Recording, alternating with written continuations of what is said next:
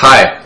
Recently I read a news article titled, Yazidis commit mass suicide after rape by Islamic State fighters.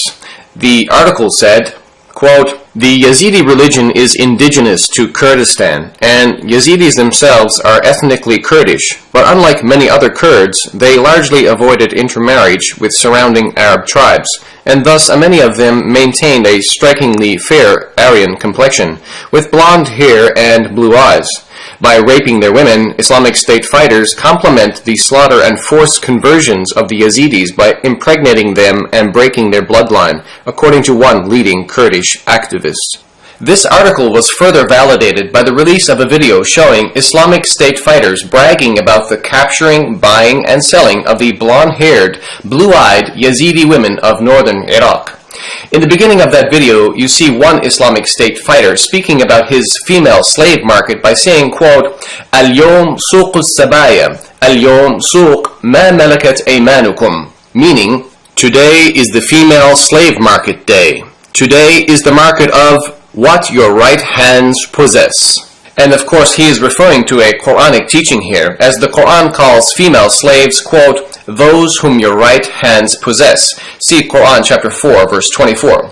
Also in this video, the Islamic State fighter says, "The price depends. If she has blue eyes, it will be different." Now we must ask ourselves, does this obsession and sexual desire to capture and enslave blonde-haired, blue-eyed non-Muslim women have any basis in the teachings of the Quran and Muhammad? I will answer this question by starting with the Quran. In chapter 9 verse 49 we read, وَمِنْهُمْ مَنْ يَقُولُ أْذَنْ لِي وَلَا تَفْتِنِّي أَلَا فِي الْفِتْنَةِ سَقَطُوا وَإِنَّ جَهَنَّمَ لَمُحِيطَةٌ بِالْكَافِرِينَ, which translates as, "And among them is he who says, grant me leave," meaning to be exempted from jihad, "and put me not into trial. Surely they have fallen into trial, and verily hell is surrounding the disbelievers."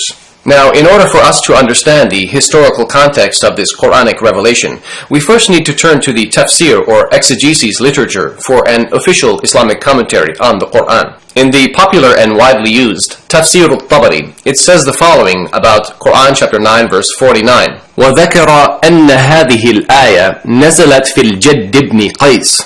It was mentioned that this verse was revealed regarding a man named Al-Jadd ibn Qais. Who was he? Well, he was a man who did not want to go out and fight jihad for Muhammad, and he asked to be exempted from that duty. As we read in the tafsir, he said to Muhammad, وَلَا تَفْتِنِّي يَقُولُ وَلَا تَبْتَلِنِي بِرُؤْيَةِ نِسَاءِ بَنِي الْأَصْفَرِ وَبَنَاتِهِمْ فَإِنِّي بِالنِّسَاءِ مُغْرَمٌ فَأَخْرُجُ وَآثَمْ بِذَلِكَ. Draw me not into trial. This means, do not trouble me with the sight of the women of Al-Asfar and their daughters, for I am tempted by women, for I fear that I might go out and commit a sin because of that. Al-Asfar in Arabic means the color yellow, but here in this context it means blonde women. So why did this man named Al-Jadd react to Muhammad that way?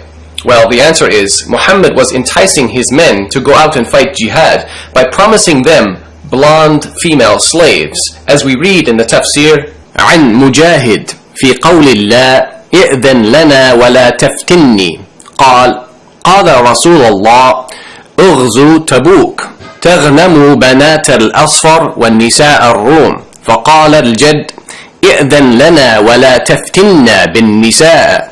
It was narrated by Mujahid regarding Allah saying, quote, "Grant me exemption and draw me not into trial," that the messenger of Allah, meaning Muhammad, said, "Invade Tabuk, and your spoils will be the daughters of Al-Asfar," meaning the blonde people, "and the women of Rome."